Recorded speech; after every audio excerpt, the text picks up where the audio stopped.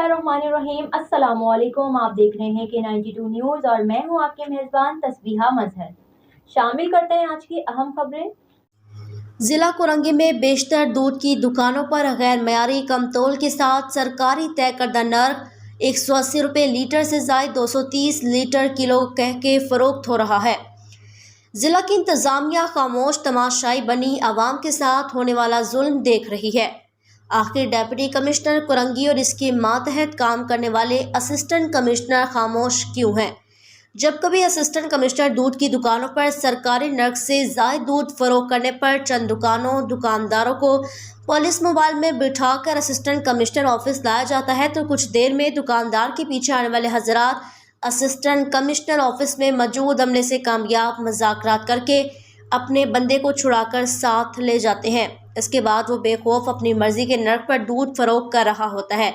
मतलब मुज़ाकरात की कामयाबी के पीछे वो कौन सा अमल या किरदार है जो असिस्टेंट कमिश्नर को बेबस और दूध फरोश दुकानदार को निडर बना देता है।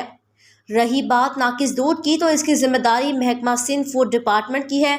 जैसा कि डेयरी फार्म्स एसोसिएशन ने अपने कवायद व ज़वाबित बना रखे हैं, एक मन दूध में 4 किलो 600 ग्राम क्रीम वाला दूध मार्केट में फ़रोख्त होने के काबिल है।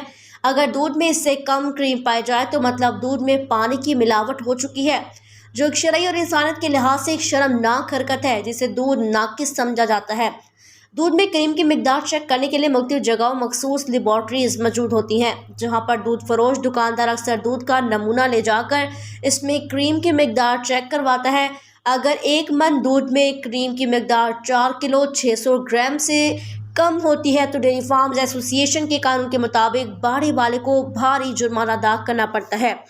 वहाँ कोई रिश्वत कोई सिफारिश काम नहीं आती, क्योंकि ये इनका अपना बनाया हुआ कानून है। मगर जब बात आवाम की आती है तो दुकानदार एक मन दूध में कम से कम 6 किलो से ज़्यादा पानी डालता है, जिससे दूध में क्रीम की मिकदार इंतहाई कम हो जाती है और नाकिस होने के साथ सेहत बख्श भी नहीं रहता। दूध के मयार को चेक करना सिंध फूड अथॉरिटी का काम है। दूध के नर्क और नाप तोल को चेक करना ज़रा इंतजामिया की जिम्मेदारी है, और इस वक्त दोनों अपनी जिम्मेदारी से बेखबर हैं, या दोनों जो अपना हिस्सा वक्त पर मिल रहा है, ये फैसला आप पर छोड़ता हूँ।